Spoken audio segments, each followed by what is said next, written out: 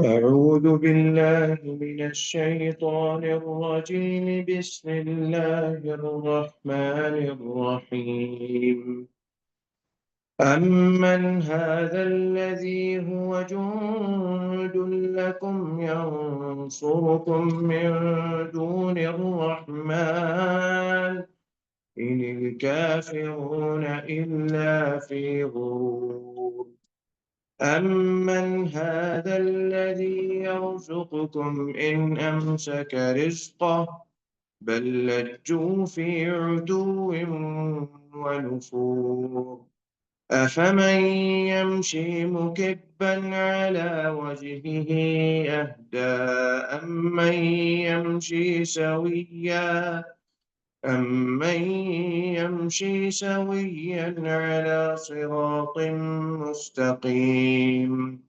قل هو الذي أنشأكم وجعل لكم السمع والأبصار والأفئدة قليلا ما تشكرون. قل هو الذي ذرأكم في الأرض وإليه تحشرون ويقولون متى هذا الوعد إن كنتم صادقين. قل إنما العلم عند الله وإنما أنا نذير مبين. فلما رأوه زلفة سيئت وجوه الذين كفروا وقيل هذا الذي كنتم به تدعون. قل أرأيتم إن أهلكني الله ومن معي أو رحمنا فمن يجير الكافرين من عذاب أليم. قل هو الرحمن آمنا به وعليه توكلنا فستعلمون من هو في ضلال مبين. قل أرأيتم إن أصبح ماؤكم غورا فمن يأتيكم بماء معين.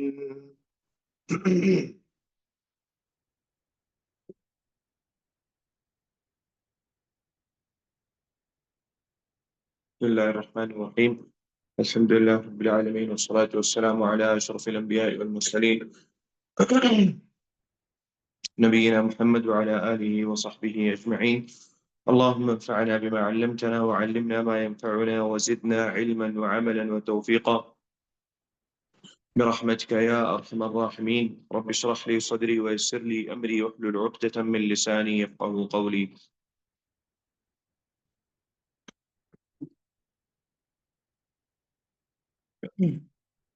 اللہ تعالیٰ نے ارشاد فرمایا امن هذا الذي هو جند لكم ينصركم من دون الرحمن ان الكافرون الا في غرور. آپ اللہ تعالیٰ یہاں پر ایک استفہام کے انداز میں اللہ تعالیٰ نے یہاں پہ بات شروع کی. اس آیت سے اللہ تعالیٰ نے ایک سوالیہ انداز اختیار کر کے بات شروع کی. اس سوالیہ انداز کو وعلیکم السلام اللہ اس سوالیہ انداز کو مفسرین اس انداز کو استفہام انکاری کہا جاتا ہے. مطلب اس کا یہ ہے کہ یہ ایسا سوال یا ایسا استفہام ہوتا ہے جس سے مراد اللہ تعالیٰ کی لوگوں سے سوال کرنا اصل میں نہیں ہوتا بلکہ ڈانٹنا ہوتا ہے، انکار کرنا ہے. جیسے کہ اگر کوئی بندہ غلط کام کرے تو اگر اس کے ساتھ کوئی اس کا محافظ ہے یا اس کے ساتھ کوئی اس کا بڑا ہے، کوئی سربراہ ہے، تو وہ کہتا ہے کیا بیوقوف ہو تم. یہاں پہ اس سوال کا مطلب یہ نہیں ہے کہ وہ پوچھ رہا ہے کہ تم بیوقوف ہو یا بیوقوف نہیں ہو. وہ یہاں پہ اصل میں ڈانٹ رہا ہے اس کو، اور یہ ڈانٹ کھانے والے کو بھی سمجھ آ جاتی ہے کہ مجھ پہ انکار کیا جا رہا ہے، غصہ کیا جا رہا ہے، اس بات کا انکار کیا جا رہا ہے جو مجھ سے سرزد ہوئی. یہ ایک عام مثال ہے جو عام طور پہ ہم اس کا مشاہدہ کرتے ہیں. اور یہ والا انداز اور یہ طریقہ بڑی کثرت سے اللہ تعالیٰ نے قرآن میں استعمال کیا ہے. اس کو مفسرین اصول تفسیر جو اصول ہیں جو علماء ہیں اصول کے، تفسیر کے اصول کے، ان کے زبان میں اس کو وہ لوگ استفہام انکاری کہتے ہیں۔ استفہام یعنی سوال، وہ سوال جس سے انکار کیا جا رہا ہو کسی ایسی بات کا جو ماضی میں کی لوگوں نے۔ تو یہاں پر وہ لوگ جو بات ہو رہی ہے، اللہ تعالیٰ بات کر رہے ہیں، ان کو اللہ تعالیٰ پوری سورۃ الملک جو ہے اللہ تعالیٰ نے کفار کے متعلق بات بتائی کہ کفار اس طرح کرتے ہیں اور اس طرح کرتے ہیں اور میرے ساتھ شریک ٹھہراتے ہیں، وہ شروع میں اللہ نے بات کر دی۔ اب شروع سے لے کے یہاں تک بلکہ آخری آیت تک اللہ تعالیٰ بار بار اپنی الہیت اور اپنی ربوبیت کی جو ہے مثال سامنے رکھ رہے ہیں، اور وہ ایسی بات سامنے رکھ رہے ہیں جس سے ایک عام مسلمان یہ سمجھتا ہے کہ اللہ تعالیٰ اپنی عظمت کا بتا رہے ہیں کہ یہ خالق اتنا عظیم ہے جس کے خلاف تم ایسے جاتے ہو، جس کی بات کا تم انکار کرتے ہو، جس کی بات تمہارے میزان میں وزن نہیں رکھتی۔ حالت ہماری یہی ہو چکی ہے، ہماری زبان، ہمارے الفاظ کے اندر ہم یہ کہہ دیتے ہیں کہ بڑی اہمیت ہے، بہت ضروری ہے، بڑی زبردست بات ہے، بہت اہم بات ہے، لیکن ہمارے اصل چیز ہمارے دل کے اندر کی بات ہے، کیا دل میں اس بات کا وہ مقام ہے جو ہونا چاہیے؟ کفار کے لیے ایمان کا مسئلہ، اور جو لوگ مسلمان ہیں ان کے لیے اعمال کا مسئلہ، گناہوں کا معاملہ۔ گناہ چونکہ سرزد ہوتے ہیں، سب سے سرزد ہوتے ہیں، لیکن ان کے اندر ہم نبی اکرم صلی اللہ علیہ وسلم اور اللہ تعالیٰ کی کہی ہوئی بات کو کتنی اہمیت دیتے ہیں۔ انسان اپنے آپ کو اسی چیز سے روک سکتا ہے، اور یہ چیز کیسے پیدا ہوگی؟ یہ چیز انسان کی تربیت سے، اپنے دل کی انسان تربیت کرے، اپنے نفس کو تربیت کرے۔ نفس کی تربیت نہیں ہوگی، یا انسان نہیں کرے گا، یا محنت نہیں کرے گا، جہد نہیں کرے گا، تو اللہ تعالیٰ نے قرآن میں کہہ دیا ہے ان النفس لامارۃ بالسوء، وہ تو برائی کی طرف ہر وقت جھکا ہوا ہے۔ اگر اس کی تربیت اور اس پہ زور نہیں ڈالیں گے، اس کو توڑیں گے نہیں تھوڑا سا، تو وہ تو آپ کو برائی کی طرف ہی لے کے جائے گی۔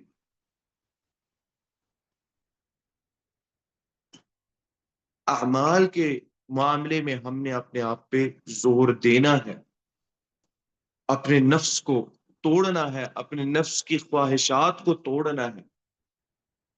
پھر وہ جب اعمال میں انسان کرے گا نا، تو یہ چیز دنیاوی معاملات میں انسان کو بڑی آسانی سے انسان کر سکے گا۔ دنیاوی معاملات میں اپنی خواہشات کو توڑنا، اللہ تعالیٰ کے اعمال اور اللہ تعالیٰ کے معاملات میں انسان اپنے نفس کی تربیت کرے گا، دنیاوی معاملات میں اپنے آپ تربیت ہو جائے گی انسان کے نفس کی۔ اور انسان کی اپنی تربیت اپنے نفس کی کرنا کیوں ضروری ہے؟ کیونکہ انسان، ہر آدمی، خاص طور پہ جو مرد ہے، اپنے نفس کی تربیت کرنا بہت ضروری ہے، کیونکہ اس کے ہاتھ کے نیچے ایسے لوگ ہیں جن کا وہ مسئول ہے۔ کلکم راع، اس لیے ضرورت ہے، اس حدیث کی وجہ سے ہمیں اپنے نفس کی تربیت کی ضرورت ہے۔ کلکم راع وکلکم مسئول عن رعیتہ، ہر بندہ ایسا ہے جو ایک مقام دیا گیا ہے اس دنیا میں، اس کے ہاتھ کے نیچے کچھ لوگ ہیں جن کا وہ سربراہ ہے۔ اصل میں عربی زبان کے اندر راعی کس کو کہا جاتا ہے؟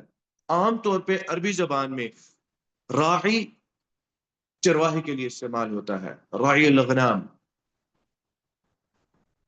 لیکن لغوی لحاظ سے راعی کا مطلب وہ ہوتا ہے جو کسی چیز کو کنٹرول کرتا ہو، جو کسی چیز کو چلا رہا ہو، جس کے پیچھے سارے لوگ ہوں۔ اس لیے گاڑی چلانے والے کو بھی، جو عام سے ہٹ کے تھوڑی سی عربی ہے، یا اگر بادیہ کے اندر چلے جائیں گے، گاؤں میں چلے جائیں گے، تو وہ راعی بولتے ہیں۔ گاڑی چلانے والے کو بھی راعی سیارہ، گاڑی چلانے والا کون ہے؟ سواق نہیں کہتے، اصل میں تو سائق سے سواق ہے، جو عام مفہوم ہے، ہر جگہ یوز ہوتا ہے، ہر جگہ استعمال ہوتا ہے۔ اور عام لوگ، جو لوگ سواق بولتے ہیں، وہ راعی کا لفظ گھوڑے اور اونٹ کے ساتھ سے، یہ اونٹ کا راعی کون ہے، گھوڑے کا راعی کون ہے، خیل کا راعی، من راعی الخیل، ٹھیک ہے، لیکن گاڑیوں کے بھی اگر بادیہ میں چلے جائیں تو بہت سارے لوگ گاڑی کے لیے بھی یہ لفظ استعمال کرتے ہیں، یعنی کون کنٹرول کر رہا ہے؟ کلکم راعٍ، کنٹرول کرنے والا ہے، اس کے ہاتھ کے نیچے ہے، وکلکم مسئول عن رعیتہ، ہر بندے سے پوچھا جائے گا اس کی رعیت کے بارے میں، اس کی رعایا کے بارے میں، ہر بندے کی رعایا ہے، اور وہ رعایا اس کی فیملی ہے۔ اس لیے جو گھر کا سربراہ ہے اس پہ بہت ضروری ہے کہ وہ اپنے نفس کی تربیت کرے، وہ اپنے نفس کی نہیں کرے گا تو آگے وہ کسی کی نہیں کر سکتا، کیونکہ اس کے لیے ضرورت ہے اس کی اس بات کی کہ وہ گھر والوں کے نفس کی بھی تربیت کرے، اگر اپنی نہیں ہوگی اور وہ جس احکام جاری کرے گا، صرف احکام جاری کرے گا، تو کیسے سننے والے سنیں گے؟ سننے والے کیسے عمل کریں گے؟ بچے تو یہی دیکھیں گے کہ یار ہمیں تو کہتے ہیں، خود نہیں کرتے، ٹھیک ہے ہم بھی جو ہے وہ پھر ایسے ہی ہے۔ اگر یہ چاہتے ہیں کہ بچے بانماز بنے، انسان کے اچھے اخلاق والے بنے، انسان کو خود سب کچھ چھوڑ کے خود اس طرح کا نمازی بننا پڑتا ہے۔ انسان کو اپنے اخلاق کو خود ٹھیک کرنا پڑتا ہے، اپنے گھر والوں کے ساتھ، اپنی بیوی کے ساتھ، اپنے اہل و عیال، اپنے والدین کے ساتھ۔ ایک ایک چیز بچے دیکھ رہے ہوتے ہیں اور وہ بچپن سے شروع ہو جاتا ہے۔ ایک قصہ آتا ہے، ایک آدمی تھا، شادی ہو گئی اس کی، اللہ تعالیٰ نے اولاد بھی دی۔ شادی کے بعد جو بیوی تھی، اللہ تعالیٰ نے اس کو جس طرح کا بھی معاملہ تھا، لیکن بیوی نے تنگ آ کے کہا کہ بھئی اپنے والد کو نہ ان کا ٹھکانہ کوئی لگاؤ، حالانکہ باہر سے وہ گھر میں آئی ہے، اور نبی اکرم صلی اللہ علیہ وسلم نے کہا ہے کہ بیٹے کا مال باپ کا مال ہوتا ہے، باپ لے سکتا ہے بیٹے کا مال، لیکن یہاں پہ یہ ہوا کہ جی اچھا ٹھیک ہے چلو گھر سے کہاں نکالنا، گھر کے صحن میں ایک کونے میں ایک کمرہ ہے، وہ کمرہ دے دیا جائے۔ اب اس صورت میں آپ خود دیکھ لیں کہ ایک گھر ہے، اس کا صحن ہے باہر، باہر صحن میں ایک کونے میں کمرہ ہے، اس کمرے کی کتنی کوئی خیر خبر رکھتا ہے؟ اس میں دھول پڑ رہی ہے، اس میں جو بھی پڑ رہا، خاص طور پہ کوئی اگر نہ رہ رہا اس کے اندر، تو اندر والے گھر سے اس میں داخل ہوں گے، اس صحن سے گزر کے اپنے گھر میں چلے جائیں گے، اس کمرے کا کوئی اتنا خیال نہیں ہوگا۔ تو یہی رہا کہ کوئی اتنا خیال نہ رہا، وہ اندر سکون سے آرام سے اپنے معاملات دیکھ رہے ہیں، اپنی جس طرح چاہتے ہیں زندگی گزار رہے ہیں، کھانا دیتے رہے۔ اب والد فوت ہو گئے، بچہ والد اس بندے کا بیٹا، جب والد فوت ہو گئے تو والد کے پیچھے چھوڑی ہوئی چیزیں تھیں، ان چیزوں کو اب لپیٹنا ہے، ان کو دیکھنا ہے، اب چلو شاید کمرہ کسی اور چیز کے لیے استعمال ہو، تو اس نیت سے کمرے میں گیا۔ کمرے میں ایک پلیٹ تھی، جس پلیٹ میں والد کو کھانا دیا جاتا تھا بنا دھوئے، وہ شام کی پڑی ہے، کل شام کی پڑی ہے، اسی کو پکڑا، اسی میں کھانا ڈالا، ناشتہ جا کے دیا، ناشتہ ہو گیا، دوپہر کا کھانا ہے تو اسی کو لیا، اسی میں ڈالا، بنا صاف کیے بنا دھوئے دے دیا۔ وہی چیز بچے نے لے لی، خودوہا، میں لے لوں گا بھائی، کہتے والد نے کہا اس بچے کے، کیا کرتے ہو، چھوڑو، خراب خراب پلیٹ ہے، گندی ہے پلیٹ۔ اس نے کہا نہیں نہیں، وہ دادا کو آپ دیتے تھے نا اس میں کھانا، میں آپ کو اس میں دوں گا۔ ایک ایک چیز دیکھتا ہے بچہ، اس نے اپنے باپ کو دیکھا کہ میرا باپ اپنے باپ سے کیسے کرتا ہے، اس نے سمجھا یار یہ تو بڑا اچھا ہے، میں یہی کروں گا۔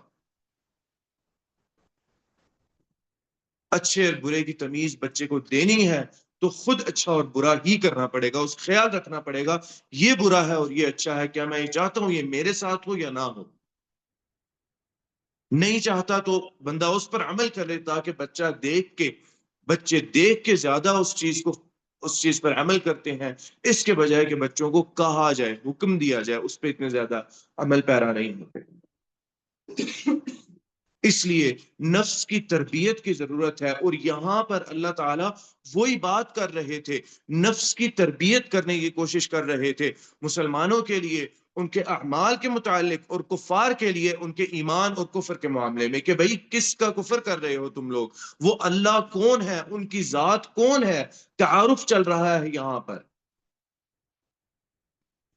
وَلَقَدْ كَذَّبَ الَّذِينَ مِن قَبْلِهِمْ فَكَيْفَ كَانَ نَكِيرٌ، تم سے پہلے بھی لوگوں نے جھٹلایا، ان کا انکار کیسا تھا، دیکھو کیا ہوا ان کے ساتھ، تمہیں ان کے قصے کہانیاں پتہ ہے۔ ایسی بات نہیں ہے کہ انبیاء کی تعلیمات تم تک نہیں پہنچی، پہنچی ہیں انبیاء کی تعلیمات۔ اسی لیے اللہ تعالیٰ کہہ رہے ہیں یہاں پر ان کے انکار اور ان کے تکبر کو سامنے رکھتے ہوئے، کہ جو ابو جہل بات کرتا تھا کہ بھئی فلانے تم اتنے فرشتے پکڑ لینا، فلانے تم اتنے پکڑ لینا، فلانے تم اتنے پکڑ لینا، باقیوں کو میں دیکھ لوں گا، سب کو میں قابو کر لوں گا، یہ بات فعلاً وہ کہتے تھے اور کرتے تھے۔ آپ صلی اللہ علیہ وسلم جب ان کو بتاتے کہ بھئی فرشتے ہوں گے، وہ گرز ماریں گے، وہ اس طرح کا عذاب ہوگا، یہ چیز ہوگی، وہ پکڑ کے لے جائیں گے، مذاق کرتے نبی اکرم صلی اللہ علیہ وسلم کا، اس چیز اس طرح کی بات کے بارے میں اللہ تعالیٰ کہہ رہے ہیں امن هذا الذی هو جند لکم، یہ کون سا لشکر ہے تمہارے پاس، ینصرکم، جو تمہاری مدد کرے گا، من دون الرحمن، اللہ تعالیٰ کے مقابلے میں، اللہ تعالیٰ کے سامنے وہ کیسا لشکر ہے، کون سا بھی دکھاؤ، ہمیں بھی دکھاؤ جو رحمان کے مقابلے میں تمہاری مدد کرے گا۔ اس کے بعد اللہ تعالیٰ خود ہی جواب دے رہے ہیں ان الکافرون الا فی غرور، کافر ایک غرور میں اور ایک تکبرانہ انداز کے اندر گمراہ ہوئے ہوئے ہیں، اس کے علاوہ کوئی چیز نہیں ہے۔ جیسے ہی موت کا لمحہ آتا ہے، ابھی آئی نہیں، وہ لمحہ آیا، کافر کو پتہ چل جاتا ہے میرے ساتھ اب کیا ہوا، میرے ساتھ کیا ہونے جا رہا ہے، کون سے فرشتے مجھے لینے آئے ہیں، رحمت کے فرشتے لینے آئے ہیں یا عذاب کے فرشتے لینے آئے ہیں۔ یہ تو وہی بات ہے جو ایک وہ کتاب پہ چلنے والا آدمی کیا کرتا تھا، وہ ایک کتاب تھی، نماز پڑھتے تھے، ٹوپیاں پہنتے تھے، اس پہ چلنے والا آدمی کیا کرتا تھا، مسلمان نام کا ایک شخص تھا، وہ یہ کام کیا کرتا تھا، ایک قوم تھی۔ ان الکافرون الا فی غرور امن هذا الذی یرزقکم، اب ایک اور انداز سے اللہ تعالیٰ پھر وہی سوالیہ انداز اختیار کر کے اللہ تعالیٰ امن، کیا، هذا الذی یرزقکم، جو تمہیں رزق دیتا ہے، ان امسک رزقہ، کیا وہ تمہیں رزق دے گا اگر رزق اللہ تعالیٰ روک لے، اللہ اپنا رزق اگر روک لے تو جس کو تم سمجھتے ہو کیا یہ تمہیں رزق دے گا جس کا تم دعویٰ کرتے ہو کہ رزق دینے والے یہ ہیں، اولاد دینے والا یہ ہے، اور فلانا دینے والا یہ ہے، مال دینے والا یہ ہے۔ وہ 360 بت جو تھے وہ یہی تو تھا کہ ہر بت کا ایک اپنا وظیفہ تھا، یہ مانگنا ہے تو اس سے مانگو، یہ مانگنا ہے تو اس سے مانگو، یہ مانگنا ہے تو اس سے مانگو۔ کیا جس کا دعویٰ کرتے ہو رزق دے گا وہ تمہیں، اگر اللہ اپنا رزق روک لے تو کیا یہ تمہیں رزق دے سکتے ہیں؟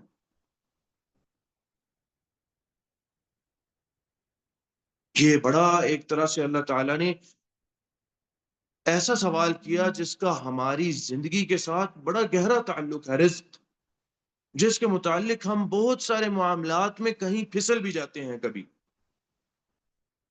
کہ بھئی ہم نے ایمان رکھنا ہے کہ رزق دینے والی ذات اللہ تعالیٰ کی ذات ہے، اس کے ساتھ ہم نے اسباب پہ عمل کرنا ہے، لیکن اسباب پر عمل کرنے کو غالب نہیں کر دینا اس ایمان اور اس عقیدے پر کہ اللہ تعالیٰ کی ذات اصل میں رازق ہے۔ رزق مانگنا ہے تو میں نے اللہ تعالیٰ کی ذات سے مانگنا ہے، اللہ کو راضی کرنا ہے، اور یہ خیال رکھنا ہے کہ اللہ تعالیٰ مجھ سے راضی رہے۔ انسان کے رزق نہ آنے کی ایک سب سے بڑی وجہ انسان کا اللہ تعالیٰ سے کمزور تعلق بھی ہے، یا رزق میں برکت نہ ہونے کی وجہ اللہ تعالیٰ سے کمزور تعلق بھی ہے انسان کا۔ تمام چیزیں اللہ تعالیٰ سے جڑی ہوئی ہیں، اس کے باوجود کفار کو اللہ تعالیٰ، ایسے لوگوں کو جو اللہ تعالیٰ کا انکار کرتے ہیں، ان کو اللہ تعالیٰ عطا کر رہے ہیں، کھل کے عطا کر رہے ہیں۔ تو اے مسلمان، ہمیں کس بات کا کی پریشانی یا فکر ہے کہ اللہ تعالیٰ ہمیں نہیں عطا کریں گے؟ آپ صلی اللہ علیہ وسلم نے تو اس امت کے لیے کہہ دیا تھا، لا اخشى علیکم الفقر، اے لوگو، جتنا مال آ چکا ہے نا، اس کو دیکھ کے، اور جو اللہ نے میرے سے وعدے کر لیے ہیں اس کو دیکھ کے، مجھے اب میری اپنی امت پہ آنے والے وقت تک، قیامت تک، غربت کا ڈر نہیں ہے۔ امت کبھی غریب نہیں رہی، لیکن مجھے امارت کا ڈر ہے، اتنی امارت آ جائے گی، ولیکن اخشى علیکم الدنیا، مجھے ڈر ہے دنیا پر، کہ دنیا بہت زیادہ آ جائے گی اور تم بھول جاؤ گے اپنا اصل ہدف، اللہ تعالیٰ کو بھول جاؤ گے، کمزور ہو جائے گا ایمان تمہارا۔ وہی ہوا، جب دنیا زیادہ آئی تو رزق کے معاملے میں، مال کے معاملے میں ہمارا ایمان اللہ تعالیٰ پہ ہونے سے کمزور ہو گیا، کہ دینے والی ذات اللہ تعالیٰ کی ذات ہے۔ کہنے کو تو ہم کہتے ہیں، لیکن اس پہ ایمان، دلی ایمان اور دلی یقین کتنا ہے؟ اس لیے اللہ تعالیٰ نے اس کو یہاں پر ذکر کیا، اس چیز کا، یہ جو رزق کا معاملہ ہے، جو سب سے اہم ہے، جو بڑی بڑی تجارتیں تم کرتے ہو، اللہ تعالیٰ چاہیں تو تم جو جاتے ہو دوسرے ممالک میں، تجارتیں کرنے جاتے ہو، شام جایا کرتے تھے، عراق، اردن جایا کرتے تھے، یہ ایسے ممالک تھے جو زرخیز ممالک تھے، جہاں پہ پانی بھی موجود تھا، یہ جہاں پہ ایجادات تھیں، ایجاد کرتے تھے لوگ، چیزیں بناتے تھے، اپنے استعمال کی چیزیں لے کے آتے ہو، تجارتیں ہوتی ہیں تم لوگوں کی۔ اگر اللہ تعالیٰ چاہیں تو وہ لوگ تمہارا کچھ بھی قبول نہ کریں، تمہاری تجارت بند ہو جائے۔ کون کسی بندے کے دل میں ڈالتا ہے کہ میں نے یہ لینا ہے اور یہ دینا ہے، اس کے ساتھ میں نے یہ معاملہ کرنا ہے؟ اگر اللہ تعالیٰ چاہیں دل پھیر دیں، کہاں سے رزق لاؤ گے؟ کہاں سے اپنا مال لے کے آؤ گے؟ یہ ہے وہ بات کہ جب اللہ تعالیٰ روک لیں تو کون دینے والا ہے؟ دعویٰ کر سکتا ہے کہ کوئی نہیں اب یہ دے گا مجھے؟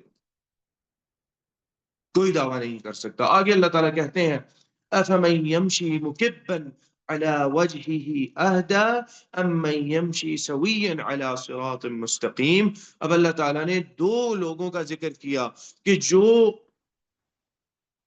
ایسا بندہ ہوگا، یمشی، جو چلتا ہوگا، مُكِبًّا عَلَى وَجْهِهِ، اپنے منہ کے بل، یا مڑ کے چلتا ہوگا، جو راستہ نہیں دیکھ سکتا، وہ بھی ہدایت دیا جائے گا راستے کی۔ اور ایک بندہ ہوگا جو بالکل سیدھا چل رہا ہوگا، اور وہ بھی صراط مستقیم کی ہدایت دیا جائے گا۔ وہ بندہ کس راستے کی ہدایت دیا جائے گا؟ یہ بندہ کس راستے کی ہدایت دیا جائے گا؟ جو سیدھا چل رہا ہے، جس پر اللہ تعالیٰ نے اپنی رحمت فرمائی کہ قیامت کے دن بھی جب وہ چلے گا تو وہ سیدھا ہو کے چلے گا، اپنا راستہ دیکھ رہا ہوگا کدھر جا رہا ہے، وہ صراط مستقیم پہ ہوگا۔ اور جو مڑا ہوا آدمی ہوگا یا منہ کے بل چل رہا ہوگا، وہ بس چل رہا ہوگا، اس کو بس راستے کی ہدایت ہوگی، لیکن وہ راستہ کہاں کو جاتا ہوگا؟ وہ راستہ جہنم کو جاتا ہوگا۔ اس کی ہدایت جہنم کی ہدایت ہوگی۔ ہدایت سے مراد راستہ دکھانا، اس کو راستہ جہنم کا دکھایا جائے گا۔ یا تو بالکل اس کا منہ جھکا ہوگا اور وہ اوپر نہیں اٹھا سکے گا کہ بس جہاں چلے ہیں اور چلتے جا رہے ہیں، کیونکہ دنیا میں اس نے اپنا یہ معاملہ رکھا، دنیا میں اس نے اپنا منہ نیچے کر لیا، منہ پھیر لیا اللہ تعالیٰ کی آیات سے، اللہ تعالیٰ کے احکامات سے، اللہ تعالیٰ کے قرآن سے۔ تو قیامت کے دن بھی یا تو منہ کے بل اللہ تعالیٰ اٹھا دیں گے، یا اللہ تعالیٰ اس کو موڑ دیں گے کہ وہ بس دیکھے گا تو نیچے دیکھ سکے گا، وہ اپنا راستہ نہیں دیکھ سکے گا۔ اور جس نے دنیا میں اللہ تعالیٰ کے احکامات پر عمل کیا، آیات سنی، احکامات پر عمل کیا، اس نے، اللہ تعالیٰ قیامت کے روز بھی اس کو بالکل سیدھا رکھیں گے، اپنا راستہ دیکھے گا سامنے، میں نے کہاں جانا ہے، کہاں نہیں جانا۔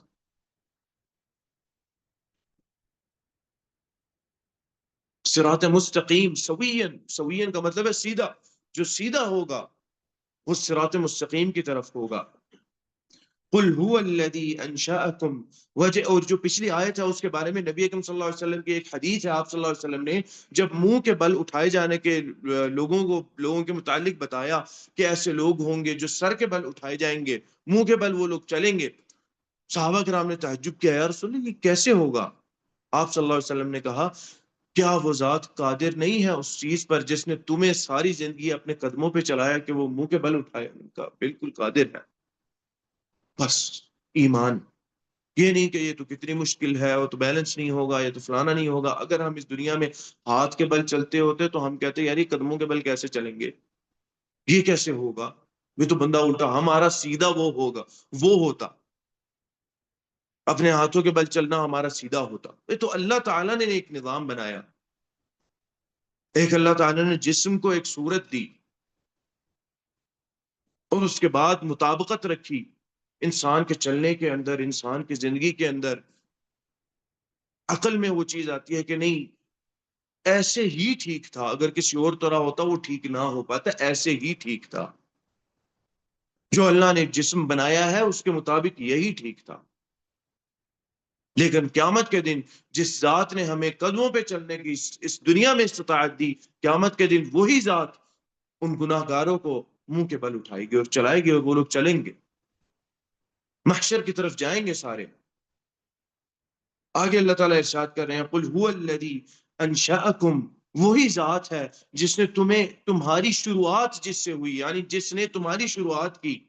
وجعل لکم السمع والابصار والافئدہ، جس نے تمہاری سماعت جس نے تمہیں عطا کی، جس نے تمہیں بصیرت عطا کی، جس نے تمہیں بصر عطا کی. والافئدہ، جس نے تمہارے سینوں میں دل رکھا جو سوچتا ہے. یہ ہمارے پہلے اللہ تعالیٰ نے ان وسیلوں کا ذکر کیا جو وسیلے انسان کے دل کے لیے معاون ہوتے ہیں اس کی سوچ اور فکر کے معاملے میں، اس کے سمجھنے کے معاملے میں. افئدہ کو اللہ تعالیٰ نے آخری جو کہ انسان کے سینے کے اندر چیز ہے، دل، انسان کی سماعت اور انسان کی بصر، انسان کا دیکھنا، یہ دونوں چیزیں سب سے بڑے معاون ہیں انسان کے دل کے لیے کہ انسان کا دل چیز کو سمجھے. طفیل بن عمر، نبی اکرم صلی اللہ علیہ وسلم آئے باہر سے، سردار تھے بڑے، مکہ داخل ہوئے. معروف قصہ ہے، معروف واقعہ ہے. مکہ داخل ہوئے، قریش نے فوراً پکڑ لیا. قریش نے کہا کہ اچھا دیکھو تم سردار ہو، بڑے آدمی ہو، بہت بڑے سردار تھے جن کی قریش میں بڑا عزت اور احترام کی جاتی تھی. تم سردار ہو، عقل کا کام کرنا، یہ ان کی بات نہ سننا محمد بن عبداللہ کی. اچھا یہ جادو کر دیتے ہیں، ان کے یہ بات ہی کرتے ہیں تو یہ الفاظ جادو کے الفاظ استعمال کرتے ہیں، بندہ سننے کے لیے جاتا ہے جادو ہو جاتا ہے بندے کے اوپر. اتنا خطرناک ہے یہ آدمی، نعوذ باللہ. انہوں نے کہا اچھا ٹھیک ہے. وہ کہتے ہیں میں ہر روز جب نکلتا اپنی کانوں میں روئی ڈال لیتا. ایک روز میں نے خود سوچا، چونکہ سردار تھے اور ان کے بارے میں آتا ہے کہ بڑے حکیم تھے، سوچنے سمجھنے والے تھے، شاعر تھے، بڑی سوچ سمجھ ہوتی ہے شاعر کی، ایک حص ہوتی ہے اس کی، اچھے اور برے کو سمجھنے کی حص ہوتی ہے شاعر کی، اور بڑی اچھی اور بڑی طاقتور حص ہوتی ہے وہ. انہوں نے سوچا ہے میں کس طرح کیا بیوقوفی والا کام کر رہا ہوں، میں نے تو سنا ہی نہیں کہ وہ کہتے کیا ہے. گئے نبی اکرم صلی اللہ علیہ وسلم کی بات سنی، ایمان لے آئے. کانوں نے ایسا کام کیا کہ وہ بات سننے کی دیر تھی کہ دل نے اس بات کو ویسے بھانپ لیا کہ یہ ٹھیک ہے یا غلط ہے. سمجھنے کے میں معاون رہا دل، معاونت کی انسان کی ان کی سماعت نے. اس لیے اللہ تعالیٰ نے یہ دو بہت انسان کے اہم، جو انسان کے جو حص ہیں، سب سے اہم انسان کے حص میں احساسات میں سے یہ دو چیزیں ہیں، انسان کا سننا اور انسان کا دیکھنا. باقی بھی اہم ہے، انسان جب ان کو کھو دیتا ہے ان کی اہمیت انسان کے ذہن میں آتی ہے، لیکن جتنے سننا اور دیکھنے کی اہمیت ہے شاید اتنی کسی اور چیز کی زیادہ اہمیت نہیں ہے. انسان جتنا جس طرح بھی ہو، اللہ تعالیٰ کی نعمت کی کمی ہو، انسان کے کسی عضو کے اندر یا کسی حص کے اندر یا کسی سونگنے میں یا انسان کے پکڑنے میں کسی چیز میں بھی، لیکن انسان کا قلب سلیم ہو تو انشاءاللہ انسان کو یہ ہے کہ انشاءاللہ جنت میں جائے گا۔ ایمان ہے، دل کے اندر ایمان ہے، یہ کان اور آنکھ ہیں جو انسان کو ایمان کی طرف لے کر جاتے ہیں، اور اللہ تعالیٰ وہاں پر پھر سب کچھ دے دیں گے۔ کان اور آنکھ اگر نہیں ہے تو افئدہ، دل کا سمجھنا تھوڑا مشکل ہو جاتا ہے، اللہ ہے کہ اللہ تعالیٰ کسی پر رحمت کرے اپنی۔ ویسے عام طور پہ اللہ تعالیٰ اگر ایک نعمت چھین لیتے ہیں اس طرح کی نعمتوں میں سے، تو اللہ تعالیٰ کسی ایک جگہ اللہ تعالیٰ طاقت بڑھا دیتے ہیں۔ سمجھ بوجھ کے عام طور پہ جن لوگوں کو اللہ تعالیٰ آنکھ کی نعمت سے محروم کرتے ہیں، اللہ تعالیٰ عام طور پہ ان کی سمجھ بوجھ کی طاقت بہت زیادہ بڑھا دیتے ہیں، سون کے پہچان جاتے ہیں ابھی یہ تو فلانا آدمی شاید آیا ہے میرے پاس، اس سے پہلے وہ سلام کرے، وہ بات کرے، پوچھ لیتے ہیں تم فلانے ہو؟ ہاں جی میں فلانا ہوں۔ اللہ تعالیٰ نے ایک نعمت لی لیکن اللہ تعالیٰ پھر دوسری نعمتیں عطا کر دیتا ہے۔ ان نعمتوں کو برقرار رکھنے والی بات یہی ہے کہ اگر آنکھ اللہ تعالیٰ نے لے لی تو دوسری چیزوں میں اللہ تعالیٰ نے قوت عطا کی، انسان اللہ کا شکر ادا کرے، تاکہ یہ جو قوت اللہ نے میرے سمجھنے میں، میرے عقل میں، میری سونگنے میں، میرے احساس میں، ٹچ کرنے میں رکھی ہے، اللہ تعالیٰ نے طاقت کی، اللہ تعالیٰ لے نہ لے، کیونکہ ہوتا ہے جو بہت نہ شکرا ہے اللہ تعالیٰ اس کی یہ چیز بھی لے لیتا ہے پھر۔ اور اس لیے اللہ تعالیٰ نے قرآن میں ارشاد فرمایا حتی اذا جاؤوها، جب وہ لوگ لائے جائیں گے، سب سے پہلے کون گواہی دے گا ان کے خلاف؟ جب وہ انکار کرے گا نا انسان اللہ تعالیٰ کا انکار، نہیں اللہ تعالیٰ میں نے تو نہیں کیا، نہیں نہیں نہیں میں نے تو اس طرح کیا ہی نہیں، سبحان اللہ، کیسی انسان کی طبیعت ہے، اللہ تعالیٰ کے سامنے کھڑے ہو کے انکار کر رہا ہوگا انسان، اللہ تعالیٰ مہر لگا دیں گے، اور پھر وہاں پہ سب سے پہلے گواہی کون دے گی؟ کون سی چیز انسان کے خلاف گواہی دے گی؟ حتی اذا جاؤوها شہد علیہم سمعہم، گواہی دیں گے جب ان کو لایا جائے گا، ان پہ مہر لگا دی جائے گی ان کی زبانوں پہ، شہد علیہم سمعہم، ان کے کان، ان کا سننا گواہی دے گا، سننے کی طاقت گواہی دے گی، وَأَبْصَارُهُمْ، ان کی آنکھیں، ان کی دیکھنے کی طاقت، بصیرت دیکھنے کی طاقت کو کہتے ہیں، آنکھ کو تو عین کہتے ہیں۔ عام طور پہ عربی زبان میں بھی کسی کی نظر کمزور ہو، دیکھنے کی طاقت کمزور ہو تو اس کو بصر کہتے ہیں، یہ نہیں کہتے کہ اس کی آنکھ خراب ہے، اس کی بصر خراب ہے۔ آنکھ تو ٹھیک ہے، کھولتا ہے، دیکھتا ہے، اس کا آئی بال ہے، سب کچھ ہے، سفیدی ہے اور سب آنکھ کے اندر سب کچھ ہے، اس کی دیکھنے کی طاقت خراب ہے۔ سمعہم و ابصارہم و جلودہم، ہماری چمڑی گواہی دے گی ہمارے خلاف، بما کانوا یعملون، جو وہ عمل کرتے تھے اس دنیا میں جس کا وہ انکار کر رہے ہیں، اللہ تعالیٰ وہ سامنے رکھ دیں گے، ہمارے اعضاء کو گواہ بنا کے رکھ دیں گے۔ وقالوا لجلودہم لم شہدتم علینا، ہم پھر جب زبان کھولی جائے گی اس کے بجائے کوئی بات کرتے، نہیں نہیں نہیں اللہ تعالیٰ جھوٹ بولے، نہیں، انسان اپنے ہی اعضاء کو ملامت کرے گا، لم شہدتم علینا، ہمارے خلاف کیوں گواہی دی تم نے؟ قالوا انطقنا اللہ الذی خلق كل شيء وهو خلقكم اول مرہ، اللہ تعالیٰ نے ہی ہمیں زبان دی تھی جس نے ہر چیز کو پیدا کیا، اور اس نے تمہیں بھی سب سے پہلے پیدا، اس نے تمہیں بھی اسی ذات نے کیا تھا، ہمیں بھی اس نے پیدا کیا، تمہارے نفس کو بھی اس نے پیدا کیا، تمہاری روح کو بھی اس نے پیدا کیا، تمہیں جسم بھی اس نے عطا کیا، ہم کیوں اس کی مخالفت کریں؟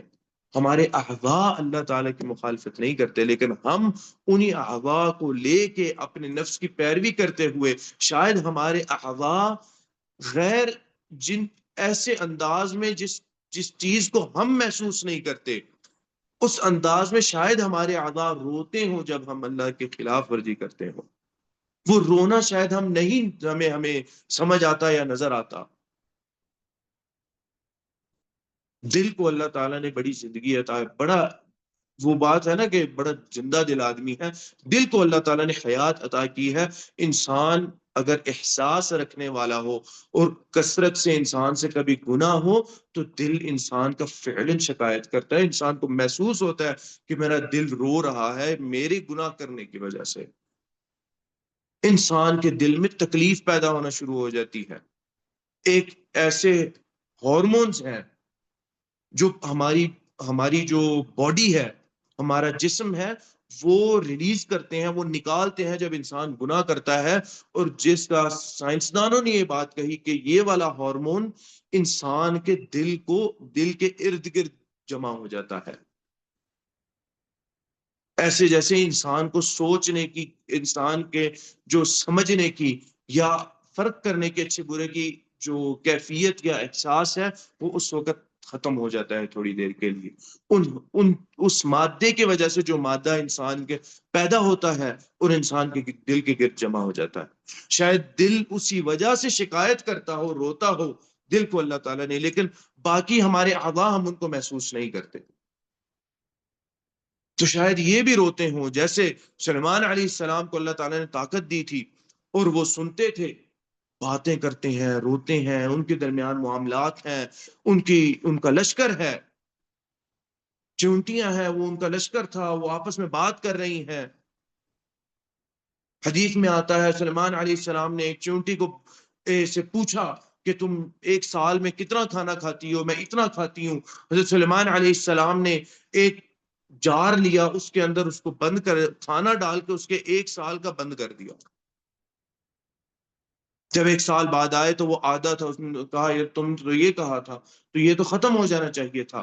میں نے کہا مجھے تو رزق اللہ تعالیٰ دیتے ہیں، اللہ تعالیٰ تو کبھی بھولتے نہیں ہیں، آپ تو رب نہیں ہیں، مجھے ڈر تھا کہ آپ بھول جائیں گے تو میں نے آدھا کھایا تاکہ میں 2 سال تک اپنا کھانا چلا سکوں۔ اتنی سی استطاعت ہے انسان کی، اتنا انسان کر سکتا ہے، اور انسان کو اللہ تعالیٰ نے اتنی طاقت دی ہے کہ سلیمان علیہ السلام کے پاس جو تھا اس کو ہم بڑے تعجب سے پڑھتے ہیں۔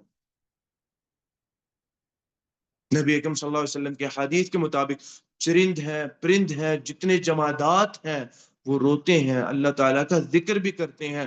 ہر چیز اس دنیا پر جس کو اللہ نے پیدا کیا، سب چیزیں اللہ نے پیدا کی انسان کے علاوہ، جمعے کے دن خوف زدہ ہوتے ہیں۔ خوف احساس ہے، ایک ایسا احساس جو زندگی کے ساتھ جڑا ہے۔ جمادات بھی خوف زدہ ہوتے ہیں کہ آج کہیں قیامت نہ آ جائے، قیامت کا دن جمعے کا دن ہوگا، آج کہیں قیامت برپا نہ ہو جائے۔ نبی اکرم صلی اللہ علیہ وسلم کہتے ہیں سوائے بنی آدم کے، سوائے انسان کے، ہر مخلوق، ہر پیدا کی گئی چیز ڈرتی ہے کہ قیامت نہ آ جائے۔ احساس ہے، اللہ تعالیٰ نے دیا ہے، ہمیں نہیں محسوس ہوتا اس لیے ہم بے حس ہو جاتے ہیں۔ قبر کے عذاب کا نبی اکرم صلی اللہ علیہ وسلم نے بتایا ہمیں، لیکن ہم چونکہ اس کا مشاہدہ نہیں ہوتا یا اس کو سن نہیں سکتے تو اس سے ابھی اتنا محسوس نہیں ہوتا، لیکن جن جانوروں کو اللہ نے یہ حس دی ہے وہ تو بولتے بولتے رک نہیں پاتے اگر اس طرح کی چیز، اگر اس طرح کا چیز ان کے سامنے آتی ہے، جن کو اللہ تعالیٰ نے ایسی سننے کی طاقت عطا کر رکھی ہے، بڑی سخت چیز ہے، اور انسان کے پاس کوئی چیز نہیں ہوگی قیامت کے دن، انسان کیا بولے گا، کیا کہے گا انسان، جب انسان کے اعضاء کو اللہ تعالیٰ انسان کے خلاف ہی کھڑا کر دیں گے، انسان بس صرف یہ کہنے جوگا رہ جائے گا ما لهذا الكتاب لا يغادر صغيرة ولا كبيرة الا احصاها، یا اللہ یہ کیسی کتاب سامنے رکھ دی آپ نے، نہ کوئی چھوٹا نہ کوئی ایسی چیز نہیں ہے جو اس میں، جو یہاں پر لکھی نہ گئی ہو، ہر چیز کو اس کتاب نے، ہماری زندگی کی کتاب گن گن کے رکھ دیا یہاں پر۔ اس لیے اللہ تعالیٰ نے یہاں پر ان چیزوں کا ذکر کیا، انسان کے دل کے لیے سب سے بڑی معاون چیزیں ہیں یہ۔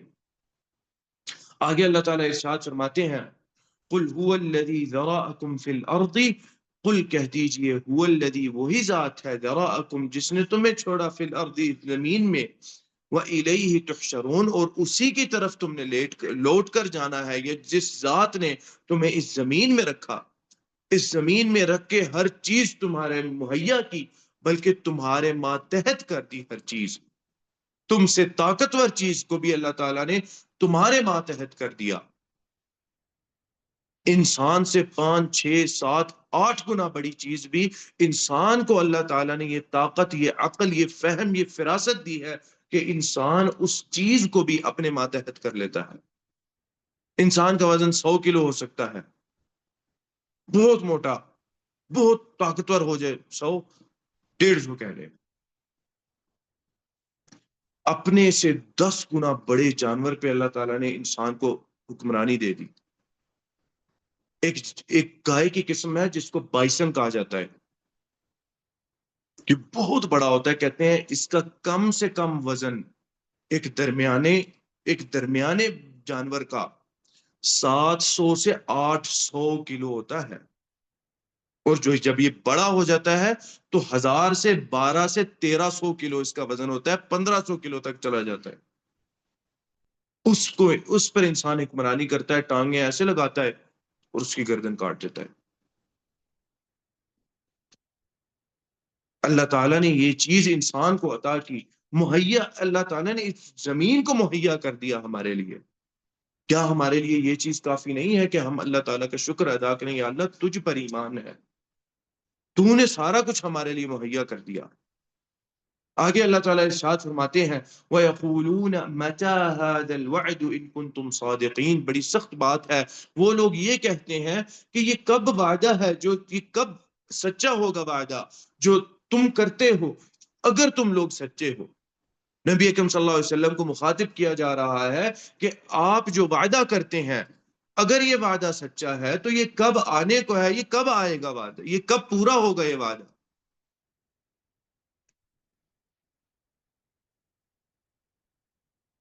جیسے کہ آتا ہے نا، انہوں نے کفار مکہ یہ کہتے تھے کہ اچھا اگر یہ صحیح ہے فَأَرْسِلْ عَلَيْنَا حِجَارَةً مِّنَ السَّمَاءِ، ہمارے اوپر آسمانوں سے پتھر کی بارش کر دو، اَوْ ائْتِنَا بِعَذَابٍ أَلِيمٍ، یا بڑا کوئی شدید عذاب ہمارے اوپر لے آؤ. ایسے بیوقوف ہو چکے تھے، ایسے دل پہ شیطان نے مہر لگا دی تھی اپنی کہ ان کو کچھ سمجھ نہیں آتا تھا کہ ہم کیا بات کر رہے ہیں، کیسی بات کر رہے ہیں. عتبہ ابن ابی معیط جب نبی اکرم صلی اللہ علیہ وسلم کے پاس گیا شروط رکھنے کے لیے، اپنی شروط اس نے رکھی نبی اکرم صلی اللہ علیہ وسلم کے سامنے، جتنی بھی شرائط تھیں رکھی آپ صلی اللہ علیہ وسلم کے سامنے. آپ صلی اللہ علیہ وسلم نے جواب سورہ فصلت کی صورت میں دیا، اپنے الفاظ میں جواب ہی نہیں دیا. آپ صلی اللہ علیہ وسلم نے کہا، آپ صلی اللہ علیہ وسلم نے کہا عتبہ کو جب وہ ختم ہو گیا، آپ صلی اللہ علیہ وسلم نے کہا انتہائی تھا، بات ختم ہو گئی ہے تمہاری؟ اس نے کہا جی میری بات ختم ہو گئی، اب آپ بتائیں کیا ہے. آپ صلی اللہ علیہ وسلم نے سورہ فصلت پڑھنا شروع کر دی. فَإِنْ أَعْرَضُوا، جب آپ صلی اللہ علیہ وسلم اس آیت پہ پہنچے، اس نے آپ صلی اللہ علیہ وسلم کے منہ مبارک پہ اپنا ہاتھ رکھ دیا، محمد بس اس سے آگے نہیں. فَإِنْ أَعْرَضُوا فَقُلْ أَنذَرْتُكُمْ صَاعِقَةً مِثْلَ صَاعِقَةِ عَادٍ وَثَمُودَ. اس کڑک کی، اس چیخ کے سے میں تم لوگوں کو ڈراتا ہوں اگر تم لوگ اعراض کرتے ہو، منہ پھیرتے ہو. اس کڑک اور اس چیخ سے میں تمہیں ڈراتا ہوں جو کڑک اور جو چیخ عاد و سمود کو لے کر چلی گئی تھی. عاد و سمود کتنے تھے؟ یہ لوگ تو کچھ بھی نہیں تھے ان کے سامنے، طاقت میں، مال میں، حکمرانی میں. وہ لوگ تو بڑے بڑے عظیم الجثہ لوگ تھے، بڑے بڑے جسم تھے، بڑی طاقت تھی ان کی، بڑی حکمرانی تھی اس دنیا کے اندر. ایسی حکمرانی تھی کہ جہاں جاتے لوگ کہتے کہ بھئی یہ لیں، آپ کیسا، ہم نے لڑنا ہی نہیں ہے آپ سے، فائدہ ہی نہیں لڑنے کا کوئی. اتنے بڑے جسم تھے. اللہ تعالیٰ نے روب دیا. روب بھی اللہ تعالیٰ کی طرف سے ایک انسان کو دی گئی طاقت ہوتی ہے. ان کو ہم نے تباہ کر دیا. تم لوگ کون ہو؟ ان کو ایسے عذاب سے تباہ کیا جو عذاب ان کے تکبر کے بالکل برعکس تھا. ان کا تکبر تھا ہم طاقتور اور بڑے ہیں. اللہ تعالیٰ ایسا عذاب لے کے آئے، اس ہوا نے ان کو ایک روئی کی طرح اٹھا کے مارا، جیسے ان کی کوئی وقت نہیں، جیسے کوئی قیمت ہی نہیں ان کی. کہتے ہیں وہ ہوا ان کے پیچھے پیچھے وہ بھاگتے تھے، اپنے گھروں میں جاتے تھے، ان غاروں کے اندر، ان گھروں میں جو انہوں نے پہاڑوں کو تراش کے بنائے ہوئے تھے، ان میں جاتے، کہتے ہیں ہوا پیچھے پیچھے ان کے جاتی اور پٹختی، ان کے گھروں کے اندر جا کے ان کو پٹختی، یہاں تک کہ ایک بے جان درختوں کی طرح، اللہ تعالیٰ نے قرآن میں کہا ہے بے جان درخت یا بے جان درخت کی شاخوں کی طرح وہ پڑے رہ گئے وہاں پر. ایسے لگتا تھا جیسے یہ پتہ نہیں کوئی بے جان سے کوئی درخت شاید یہاں پر تھے جن کو کوئی طوفان آیا آدھا آدھا کاٹ کے لے گیا.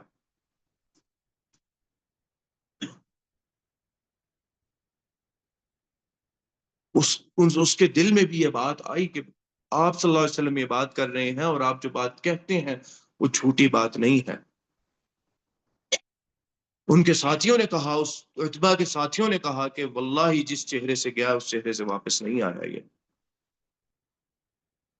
فعلاً اس نے آ کے نصیحت کی، کسی نے بات نہیں سنی. ان کا اوے تم تو ایمان لانے والی باتیں کر رہے ہو، ہم نے اس لیے تو نہیں بھیجا تھا، تم ہمارے اندر سب سے زیادہ حکمت جاننے والے عقل مند آدمی ہو، ہم نے تو اس لیے بھیجا تھا جا کے اس سے کوئی بات کرو گے. یہ کیا باتیں کر رہے ہو تم، الٹا ہمیں کنونس کرنے کی کوشش کر رہے ہو. شاید وہاں پہ اگر وہ لوگ بات مان جاتے تو عتبہ ایمان لے آتا، لیکن وہ بھی عتبہ بھی ایمان نہیں لے کے آیا. اللہ تعالیٰ کے عذاب کو اور اس وعدے کو کہ وہ کب آئے گا اور کس وقت آئے گا جلدی کرنے کی ضرورت نہیں ہے. اللہ تعالیٰ کا وعدہ حق ہے، جب وہ آنا ہے اللہ تعالیٰ اس کو لے کر آ جائیں گے. اور جب اللہ تعالیٰ کے وعدے کا وقت آ جائے گا لا یؤخر ساعتا، ایک گھنٹہ بھی وہ نہیں لیٹ ہوگا، ایک لمحہ بھی وہ آگے پیچھے نہیں ہوگا. ولا یستأخرون، اور نہ ہی اللہ تعالیٰ اس کو مؤخر کریں گے، نہ ہی جلدی نہ ہی مؤخر. اس وقت آنا ہے اور وہ وقت تک، وہ وقت پہ آئے گا اللہ تعالیٰ کا وعدہ. آگے کہتے ہیں اللہ تعالیٰ قل انما العلم عند اللہ وانما انا نذیر مبین، کہہ دیجئے اے اللہ کے نبی انما بے شک العلم علم، تمام علم کس کے پاس ہے؟ عند اللہ، اللہ تعالیٰ کے پاس ہے. وانما انا نذیر مبین، میں تو صرف تم لوگوں کو ڈرانے والا ہوں. اصل علم تو میرا بھی اصل نہیں ہے، اصل نہیں ہے، یہ تو اللہ کا دیا ہوا علم ہے مجھے بھی.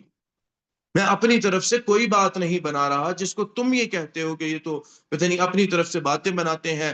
نبی اکرم صلی اللہ علیہ وسلم پر وحی مؤخر ہو گئی، آپ صلی اللہ علیہ وسلم پر وحی نازل نہیں ہو رہی تھی، آپ صلی اللہ علیہ وسلم بھی کچھ پریشان ہوئے کہ وحی کیوں نازل نہیں ہو رہی. تو آپ کو پتہ ہے لوگوں نے کیا کہنا شروع کیا؟ بڑی تکلیف دہ صورتحال رہتی تھی. لوگوں نے کہا، ایک عورت نے کہا نبی اکرم صلی اللہ علیہ وسلم کو، کہا ما ارا شیطانک، یعنی آپ صلی اللہ علیہ وسلم کو مخاطب کر کے کہا، کافر مشرک تھی، مکہ کی عورت تھی. اس نے کہا ما ارا شیطانک الا قد ترکک، شاید محمد صلی اللہ علیہ وسلم تمہارے شیطان نے، نعوذ باللہ، مجھے لگتا ہے تمہیں چھوڑ دیا ہے. یہ جو تم باتیں بنا کے لاتے تھے نا، وہی نازل ہو گئی، یہ ہے، یہ حکم ہے، وہ تھا اصل میں تمہارا شیطان، نعوذ باللہ. وہ شیطان کس کو کہتی تھی؟ وہ اصل میں جبریل علیہ السلام کی طرف اس کا اشارہ تھا. وہ شیطان تمہیں چھوڑ گیا ہے. اللہ تعالیٰ نے پھر وحی نازل کی. وہاں پر کہتے ہیں نبی اکرم صلی اللہ علیہ وسلم کو کچھ ایسی بات ذہن میں آئی، شاید اللہ تعالیٰ ناراض ہے میرے کسی عمل سے، کوئی ناراضگی ہو گئی ہے اللہ تعالیٰ کی. یہ بات آپ صلی اللہ علیہ وسلم کے ذہن میں آتی کیونکہ وقفہ لمبا ہو گیا تھا. اللہ تعالیٰ نے سورت نازل کر دی. اللہ تعالیٰ نے کہا والضحى واللیل اذا سجا ما ودعك ربك وما قلى، اے اللہ کے نبی نہ ہی تم، آپ کے رب نے آپ کو چھوڑا ہے، وما قلى، اور نہ ہی آپ کا رب آپ سے ناراض ہے. ایسی باتیں نبی اکرم صلی اللہ علیہ وسلم کو سننے کو ملتی. تو وہ علم جو تھا وہ آپ صلی اللہ علیہ وسلم، اللہ تعالیٰ کہہ رہے ہیں کہ اللہ کے نبی بتا دیجئے علم سارا اللہ کے پاس ہے، میں تو صرف ڈرانے والا بھیجا گیا ہوں. فلما رأوه زلفة سیئت وجوہ الذین کفروا، جب وہ دیکھیں گے اس کو اپنے قریب، زلفتن سے مراد اپنے سامنے جب اس کو دیکھیں گے، سیئت وجوہ الذین کفروا، جو کفار کے چہرے ہیں وہ لٹک جائیں گے، ان پہ نا امیدی چھا جائے گی جب وہ اپنے سامنے چیز کو قریب دیکھیں گے. وقیل، اور کہا جائے گا هذا الذی کنتم به تدعون، یہ ہے وہ چیز جس کا تم لوگ ایک طرح سے انکار کرتے تھے، منہ پھیرتے تھے. آگے اللہ تعالیٰ نے کہا قل ارأیتم ان اہلکنی اللہ ومن معی او رحمنا، قل کہہ دیجئے اللہ کے نبی صلی اللہ علیہ وسلم، ارأیتم تم کیا سوچتے ہو، کیا تمہارے ذہن میں بات آتی ہے، ان اگر اہلکنی اللہ ومن معی او رحمنا، اللہ تعالیٰ ہلاک کر دے مجھے اور میرے ساتھ والے لوگوں کو، یا اللہ تعالیٰ رحم اپنا فرما دے، فَمَن يُجِيرُ الْكَافِرِينَ مِنْ عَذَابٍ أَلِيمٍ، تو مجھے یہ بتاؤ کہ کافروں کو اللہ تعالیٰ کے سخت عذاب سے کون بچائے گا؟ بتا دو مجھے، اگر اللہ تعالیٰ، ہم یہ سمجھ رہے کہ اللہ تعالیٰ نے ہمیں، اللہ تعالیٰ نے ہلاک کیا یا رحمت فرما دی اللہ تعالیٰ نے ہمارے اوپر، ہمارا ایمان اللہ تعالیٰ پر ہے، مجھے یہ بتا دو کفار کو عذاب علیم سے کون بچائے گا؟ منکرین کو، اللہ تعالیٰ سے کے انکار کرنے والے کو عذاب علیم سے کون بچائے گا؟ وہی بات ہے، اللہ تعالیٰ پھر واپس سمجھانے کے انداز میں بات کر رہے ہیں کہ بھئی سمجھاؤ ان کو، اگر ایمان لے آئے، اس میں کوئی انکار نہیں ہے، آپ نے اپنی دنیا کے معاملات ویسے ہی چلانے ہیں جیسے چل رہے ہیں، کچھ چیزوں سے اپنے آپ کو روک لینا ہے، بس اللہ تعالیٰ پر ایمان لانا ہے، کچھ چیزوں سے اپنے آپ کو روک لینا ہے، اگر آگے کچھ نہیں ہوتا تو کچھ نہیں ہوگا، اگر آگے کچھ ہوتا ہے تو آپ پر اللہ تعالیٰ رحمت فرمائیں گے، جنتیں مل جائیں گی، لیکن کفار مجھے یہ بتاؤ اگر آگے کچھ ہوا تو تم لوگوں کا کیا ہوگا؟ کون بچانے والا ہوگا؟ کدھر جاؤ گے؟ اس روز تو کوئی ندامت نہیں کام آئے گی، اس روز جتنا رو لو گے اللہ تعالیٰ کو ان آنسوؤں پر ترس نہیں آئے گا، وہ نہیں پسند اللہ تعالیٰ کو وہ چیز، اس دنیا میں ایک آنسو نکلا ہوا اللہ تعالیٰ کو بہت پسند ہے، اللہ تعالیٰ سے کے خوف سے، اللہ تعالیٰ کے ڈر سے ایک آنسو بھی نکلا ہوا اس دنیا میں اللہ تعالیٰ کو بہت پسند ہے۔ آگے اللہ تعالیٰ نے کہا قل هو الرحمن، وہی کہہ دیجئے وہی رحمان ہے، آمنا به، ہم اسی پر ایمان لے کر آئے ہیں، وعلیہ توکلنا، اور اسی پر ہم نے اعتماد کیا، اپنا توکل تمام اللہ تعالیٰ پر ہم نے ڈال دیا، اس رحمان پر ڈال دیا، فستعلمون، تم ضرور جانو گے، من ہوا فی ضلال مبین، من کون ہے، ہوا وہ، فی ضلال مبین، کھلی گمراہیوں میں کون بندہ ہے، ہم ہیں یا تم ہیں گمراہیوں میں؟ جیسے کہ نبی اکرم صلی اللہ علیہ وسلم کو وہ لوگ کہتے تھے کہ یہ تو گمراہیوں والی باتیں کرتے ہو، یہ کیسی بات کرتے ہو؟ جب ان کے پاس کوئی بات نہیں رہی تو انہوں نے یہ بات کہہ دی انا وجدنا آباءنا علی امہ، ہم نے اپنے آباء و اجداد کو بس پا لیا تھا، تم گمراہ ہو، تم نے آباء و اجداد کے کیے کو چھوڑ دیا تو تم گمراہ بن گئے ہو۔ آگے اللہ تعالیٰ نے ارشاد فرمایا قل ارأیتم ان اصبح ماؤکم غورا، قل کہہ دیجئے ارأیتم کیا تم نے سوچا، ان اصبح ماؤکم غورا، ان اگر اصبح ہو جائے، ماؤکم تم لوگوں کا پانی، جو کہ اصل ہے زندگی کی، انسان کی حیات کی، ہر چیز کے ساتھ اس پانی کا تعلق ہے، وہ پانی نہیں ہوگا تو اس زندگی میں کوئی، اس دنیا میں کوئی زندگی نہیں رہے گی۔ مریخ پہ کیا ڈھونڈنے جاتے ہیں، کیا چاہتے ہیں ہمیں مل جائے؟ یہی تو چاہتے ہیں کہ پانی مل جائے، پانی مل جائے گا تو وہاں پہ زندگی کے آثار مل جائیں گے ہمیں۔ لیکن مجھے یہ بتاؤ اے لوگو، ان اصبح، اگر تم ہو جائے، ماؤکم تمہارا پانی، اصل میں اللہ تعالیٰ کا ہے، اللہ تعالیٰ کی رحمت دیکھیے، اللہ تعالیٰ نے اس کی نسبت ہی تمہاری طرف کر دی، چلو ٹھیک صحیح، تمہارا، تم زمین پہ رہتے ہو، تمہارا پانی جو زمین سے نکالتے ہو غورا، اللہ تعالیٰ نیچے گہرا لے جائے، جتنا کھودنے کی کوشش کرو کھودتے جاؤ پانی نہیں نکلے گا، کیا کر سکتے ہو تم؟ کچھ کر سکتے ہو؟ فَمَن يَأْتِيكُمْ، تو کون ہے وہ جو لے کر آئے گا تمہارے پاس، بِمَاءٍ مَعِین، بہترین پانی، میٹھا پانی، چشمے جیسا پانی، کون ہے جو تمہارے پاس لے کر آئے گا؟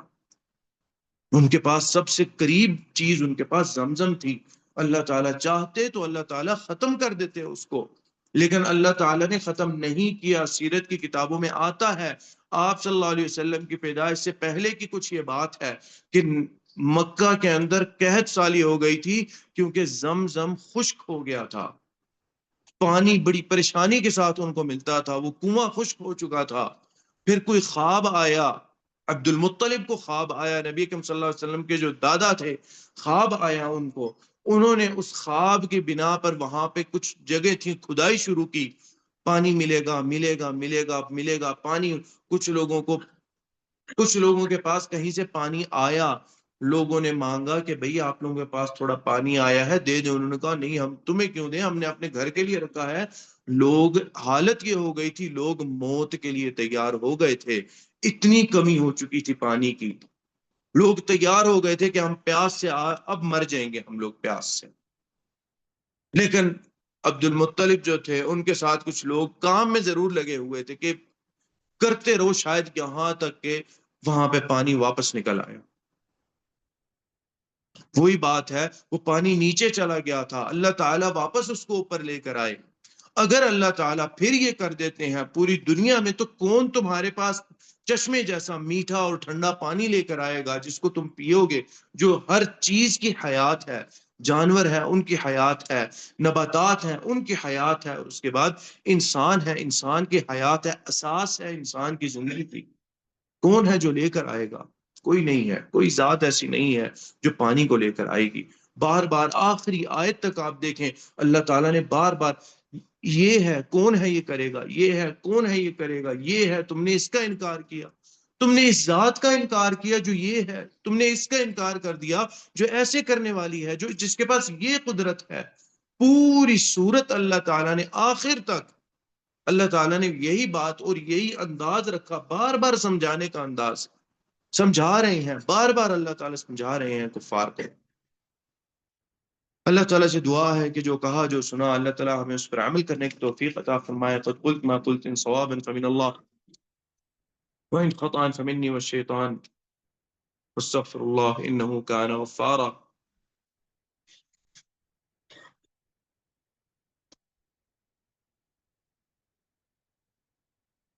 اچھا، سوال کیا ہے کہ بیٹی کی پیدائش پہ تحائف کچھ ملے ہیں سونے کے، تو ان کے زکوٰۃ کے بارے میں، ان کے زکوٰۃ کے متعلق پوچھا گیا ہے۔ اور زکوٰۃ ان کی وہی بات ہے، زکوٰۃ تو واجب ہوگی، جیسے کہ ایک یتیم ہے، اس کا مال اس کے والدین سے اس کو ملتا ہے، وہ یتیم ہے، اس کا مطلب یہ نہیں ہے کہ اس مال پہ زکوٰۃ واجب نہیں ہوگی۔ جو اس کے سربراہ ہیں، اس بچے کے اوپر، اس کے یتیم ہو جانے کے بعد، وہ اس کے جو مال اس کے حصے میں آیا اس سے زکوٰۃ ادا کریں گے، اگر وہ مال نصاب تک پہنچتا ہے۔ یہ سونا بھی اگر نصاب تک پہنچتا ہے تو اس پر زکوٰۃ ادا کی جائے، اگر نصاب، اور وہ تقریباً 7 ساڑھے 7 تولے بنتا ہے، کتنا تقریباً 80 85 گرام بنتا ہے، اور اگر وہ اس کے برابر ہے تو پھر زکوٰۃ ادا کی جائے اس کی، یہاں تک کہ وہ لڑکی پھر بڑی ہو اور اس کو پہنا دیا جائے، پھر بھی وہی بات ہے، زکوٰۃ تو ادا پھر والد نے ہی کرنی ہے، کیونکہ وہ کر رہے ہیں، وہ کما رہے ہیں، اور یہ پھر وہ چیز ہوئی ہے کہ یہ اصل میں احسان والی چیز ہے، جو انسان اپنی شوہر یا اپنی اولاد، اصل میں زکوٰۃ پھر اس کی واجب جب ہوتی ہے تو اس ذات پہ واجب ہوتی ہے۔ اگر مرد یہ کہے نا اپنی بیوی کو کہ اپنے سونے کی زکوٰۃ خود دو، شرعی لحاظ سے جائز ہے، یہ تو مرد احسان والی بات ہے کہ اچھا ٹھیک ہے، حسن معاشرت والی بات ہے، اور اللہ تعالیٰ اس میں برکت ہی ادا کرتے ہیں، وہ برکت ہی برکت ہے، اللہ تعالیٰ مرد کو برکت عطا کرتے رہتے ہیں اس عمل کی وجہ سے، جو یہ ایک احسان والا، حسن معاشرت والا اپنی زوجہ کے ساتھ کرتا ہے۔ لیکن اگر مثال کے طور پہ ایک شخص کہے تمہارا سونا ہے، تم اس میں زکوٰۃ ادا کرو، میرے پاس پیسے نہیں ہیں، بیچ کے ادا کرو، یہ فتویٰ تھا شیخ صالح فوزان کا، انہوں نے اس بات کا کہا کہ اگر عورت کے پاس پیسہ نہیں ہے اپنے سونے کی زکوٰۃ ادا کرنے کا، تو وہ اپنے سونے میں سے ہی اتنا حصہ بیچے گی جتنا زکوٰۃ بند، یعنی جتنی اماؤنٹ زکوٰۃ کی بنتی ہے، 200 ریال، 300 ریال، 500 ریال، 1000 ریال، اتنا حصہ 1000 ریال کے برابر وہ سونا بیچے گی اور وہ زکوٰۃ ادا کرے گی، اگر شوہر نہیں ادا کرتا، ورنہ شوہر کا ادا کرنا احسان ہے اس عورت کے اوپر۔ اسی طرح وہی یہ بات ہے کہ والد چونکہ وہ نہیں ہے، پھر عورت لڑکی کماتی تو والد ہی ادا کرے گا۔ اس کے بعد پھر عام طور پہ معاشرے کے اندر اس طرح ہوتا ہے، اگر اس کی شادی ہو گئی تو پھر اس کا شوہر ادا کرتا ہے، یا پھر وہ کمائے. آج کل جیسے آپ خواتین کما رہی ہیں تو میاں بیوی کے مابین ایک مصالحت والی بات، ایک درمیانی بات جس پہ اچھا ٹھیک ہے تمہارا سونا ہوگا اس پہ زکوٰۃ تم ادا کرنا، یا شوہر کہ نہیں تمہارا مال پاس رکھو، تمہارے سونے کی بھی زکوٰۃ میں ہی ادا کروں گا. یہ بھی ہے، چلتا ہے سب. یہ احسان والی بات ہے.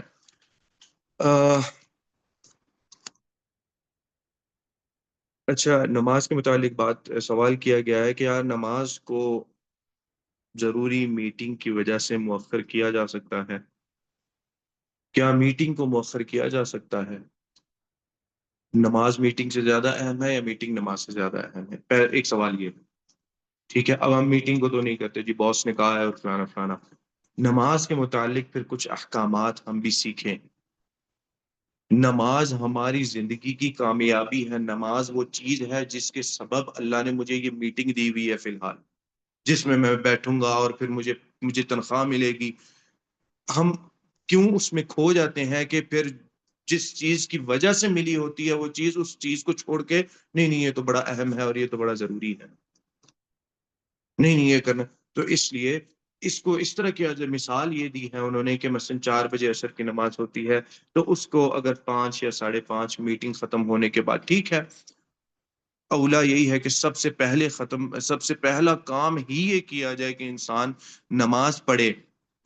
لیکن مؤخر کرنا یہ بالکل ٹھیک نہیں ہے. عصر کی نماز کا جو وقت ہے آپ نے بتایا کہ وہ مغرب سے تھوڑی دیر پہلے، یہ اصل میں صرف حاجت والا وقت ہے، اصل وقت نہیں ہے. جیسے دوسری نمازوں کے اندر ہے، دوسری نمازوں کے اندر تھوڑا وقت مثلا ظہر میں عصر کی نماز سے تھوڑا پہلے، عصر کا وقت جو اصل حقیقی وقت ہے نا وہ بس تھوڑی دیر کے وہ وقت نکل جاتا ہے. اس کے بعد عصر کی نماز کے بعد پھر ممنوع وقت شروع ہو جاتا ہے. ممنوع وقت میں پھر سونے والے بندے کو اجازت ہے کہ سو گیا تو وہ پھر اچھا، نہیں تو اس وقت فوراً اٹھ کے نماز پڑھے. لیکن مؤخر کر دینا اور یہ سمجھنا کہ میرے پاس یہ یعنی حاجات کے اندر سے اس کو ایسا وقت کہتے ہیں جو شدید حاجت میں اللہ تعالیٰ انشاءاللہ قبول کریں گے. وہ ایسے ہی ہوگا جیسے اس نے نماز پڑھ لی لیکن مؤخر وقت نماز پڑھی. ٹھیک ہے، اول وقت نماز نہیں پڑھی، مؤخر وقت نماز پڑھی. اس کا حساب کتاب پھر اللہ تعالیٰ کے ہاتھ میں، اللہ تعالیٰ جیسے کریں گے. لیکن ہم اس طرح کر سکتے ہیں، کیوں نہ انسان کو اگر اندازہ ہو تو انسان جمع تقدیم کر لے، انسان ظہر اور عصر ایک ساتھ پڑھ لے، یا انسان اجازت لے لے میں تھوڑی دیر کے لیے نماز پڑھ کے میں بھی آتا ہوں. انسان اللہ تعالیٰ کو اس کا بڑا بہترین، اللہ تعالیٰ انسان کو بڑا بہترین بدیل عطا کریں گے. اس سے شاید اس وقت مشکل لگے، یا پھر آپ کے کرنے کی وجہ سے آفس میں نظام بن جائے. میٹنگ چل رہی ہے، اوکے اٹس صلاح ٹائم، سو مسلمان لوگ ہیں یعنی جس طرح یہ ہے کہ اگر کوئی کفار بھی ہیں تو اچھا یہ ہم لوگ نماز پڑھیں گے، تو بھی انداز ہے نماز کا وقت ہے، میٹنگ رک جائے گی. شاید آپ کے عمل سے یہ چیز شروع ہو جائے. ڈسکس کر لیں باس سے یا کسی بھی مینیجر سے، آپ نے جو بھی ہے کہ یار اگر نماز کے وقت کو ہم تھوڑا یہ ایسے نہ کر لیں، 5-10 منٹ کے لیے نماز کے بھلے اسی جگہ پہ ایک صف کی نماز پڑھی، واللہ ٹائم میں برکت آ جاتی ہے. وقت میں ہم جس کو سوچتے ہیں نا اچھا یہ ہو جائے گا، لوگ جائیں گے، پھر لوگ آئیں گے، ان درمیان میں کسی نے وضو کرنا ہوگا، وہ جائے گا، وہ آئے گا، یہ واللہ انسان کے عمل میں برکت پڑ جاتی ہے. جو میٹنگ مجھے 2 گھنٹے لینی تھی وہ شاید اللہ تعالیٰ معاملات سہل کر کے، کوئی ڈیلز کرنی ہے وہ اللہ تعالیٰ آدھے گھنٹے میں کروا دے. مان گیا بندہ، فوراً ہی مان گیا. پتہ نہیں کیا ہوا عصر کی نماز کے بعد، کیا ہوا، بندہ فوراً ہی مان گیا. اگلا پہلے تو مان ہی نہیں رہا تھا، میری یہ شرط ہے، یہ شرط ہے، یہ ہے، وہ ہے، لمبی ہوتی جا رہی ہے میٹنگ. اللہ تعالیٰ کی برکتیں ہوتی ہیں، اللہ تعالیٰ اپنی رحمتیں کرتے ہیں. کیا کسی کے ہاں یہ کہنا صحیح ہے ٹھیک ہے سایہ ہوا ہے اور ایک بندہ کو نظر بند کے لیے کالی مرچ میں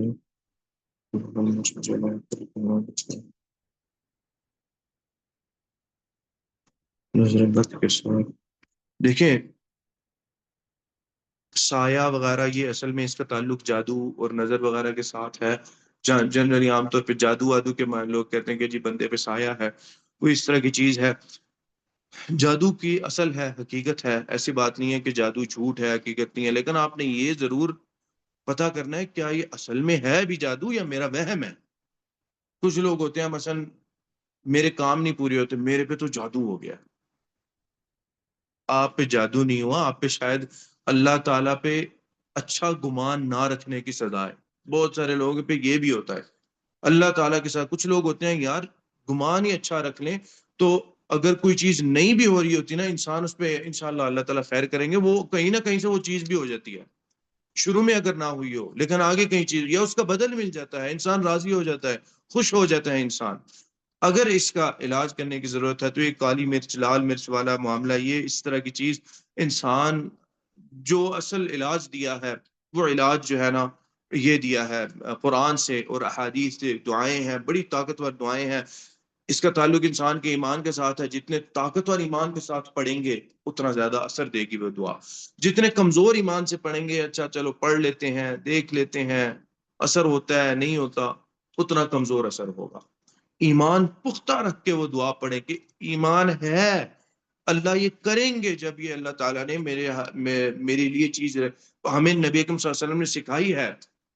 بسم اللہ الذی لا یضر مع اسمہ شیء فی الارض ولا فی السماء وهو السمیع العلیم.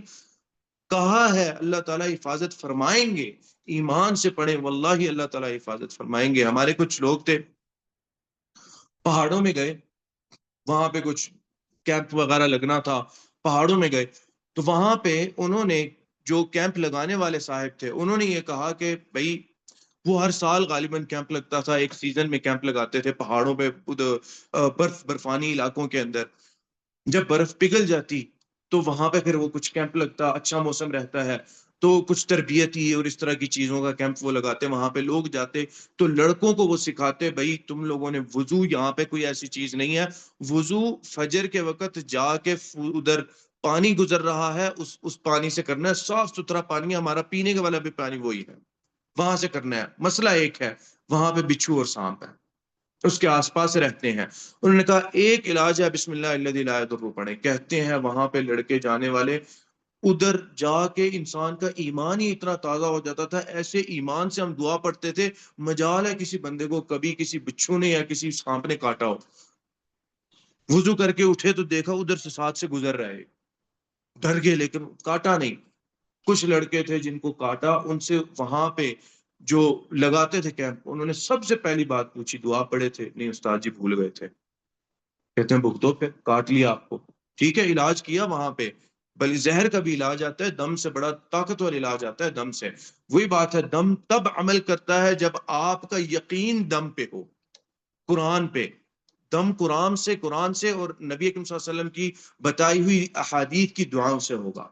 تو اس لیے اس چیز کا تعلق انسان کے ایمان کے ساتھ بڑا بڑا قوی ہے. پھر یا کسی ایسے بندے کے پاس انسان لے جائے جو فعلاً سنت جو احادیث صحیح احادیث کی دعاؤں سے اور قرآن سے دم کرتا ہو, جس کا اپنا ایمان بھی طاقتور ہو. اور پھر آپ کا بھی ایمان اس صورت میں بھی طاقتور ہونے کی ضرورت ہے کہ میں لے کے جا رہا ہوں تو قرآن کی برکت سے انشاءاللہ, قرآن کی آیات سے اور احادیث کی دعاؤں بیان کی ہوئی دعاؤں سے ہی انشاءاللہ اللہ عطا کریں گے. اگر میں خود نہیں پڑھ رہا, لیکن سب سے افضل انسان کا خود پڑھ کے اپنے اوپر دم کرنا, کیونکہ انسان کے لیے اپنے نفس کے لیے کوئی اتنا زیادہ شخص مخلص نہیں ہوتا جتنا انسان اپنے لیے خود مخلص ہوتا ہے. دوسری ایک چیز جس کا جواز علماء نے دیا وہ یہ ہے کہ پانی ہے, پانی پہ قرآن کی آیات اور یہ چیز پڑھ کے پھونک دینا, اس کو پینا یا پھر اس کو چھڑکنا جہاں پر اس طرح کے اثرات نظر آئیں.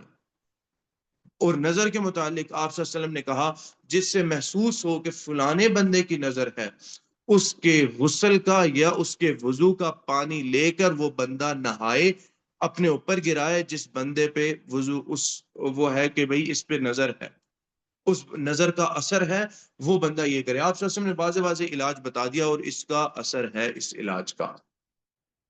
اس کو پہلے اپنے جسم پہ اچھی طرح ملنا ہے, اس پانی کو, اس بندے کے غسل کے یا وضو کے پانی کو اچھی طرح جسم پہ ملنا ہے, تھوڑا تھوڑا ڈال کے, اس کے بعد صاف پانی بہا لینا ہے. انشاءاللہ اللہ تعالیٰ اس کے اندر اللہ نے اثر رکھا ہے. جب انسان کے دل میں ہو کہ اللہ کے نبی نے بتایا ہے یہ علاج, اثر ہوگا تو اثر ہوگا. جب یہ ہوگا کہ پتہ نہیں دیکھتے ہیں کیا ہوگا, نانا کسی کے گند ہے گندگی ہے اور اس طرح کی چیز ہو, تو پتہ نہیں اللہ تعالیٰ شاید انسان کو نہ دیں, وہ انسان کے لیے ایک عذاب الگ ہوگا, اللہ تعالیٰ عذاب کے طور پہ ایک چیز ہوگی.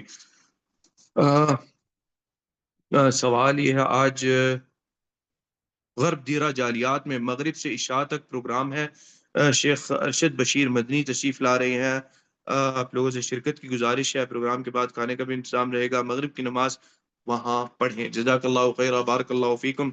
जिन साथी ने भी ये पैगाम दिया है, आज जुमे का दिन है, आम तौर पे मसरूफ़ नहीं होता, लोगों की मसरूफ़ियात इसके बाद शुरू होती हैं, तो जुमे के दिन को इस्तेमाल कर लें। जाइए, ग़र्ब दीरा जालियात में है, मगरिब से इशा तक, और इल्तिमास ये है कि मगरिब की नमाज़ वहाँ जाकर पढ़ें, इंशाअल्लाह फिर खाने का भी इंतज़ाम होगा। बिस्मिल्लाहिर्रहमानिर्रहीम, अल्हम्दुलिल्लाहि रब्बिल आलमीन, अर्रहमानिर्रहीम, मालिक यौमिद्दीन, इय्याका नअबुदु व इय्याका नस्तईन, इहदिनस सिरातल मुस्तकीम, सिरातल लज़ीना अनअमता अलैहिम, गैरिल मग़दूबि अलैहिम वलद्दाल्लीन, आमीन। ربنا آتنا في الدنيا حسنة وفي الآخرة حسنة وقنا عذاب النار. اللهم اغفر لنا ما قدمنا وما أخرنا وما أسررنا وما أعلنا وما أنت أعلم به منا. أنت المقدم وأنت المؤخر، لا إله إلا أنت. رب ارحمهما كما ربياني صغيرا، رب ارحمهما كما ربياني صغيرا، رب ارحمهما كما ربياني صغيرا. اللهم إنك عفو تحب العفو فاعف عنا. اللهم إنا نسألك الهدى والتقى والعفاف والغنى. اللهم إنا نسألك الهدى والتقى والعفاف والغنى. اللهم طهر قلوبنا من النفاق، وأعمالنا من الرياء، وألسنتنا من الكذب، وأعيننا من الخيانة. إنك تعلم خائنة الأعين وما تخفي الصدور. إنك تعلم خائنة الأعين وما تخفي الصدور. ربنا تقبل منا إنك أنت السميع العليم، وتب علينا إنك أنت التواب الرحيم. وصل اللهم وسلم على نبينا محمد وعلى آله وصحبه أجمعين. والسلام عليكم.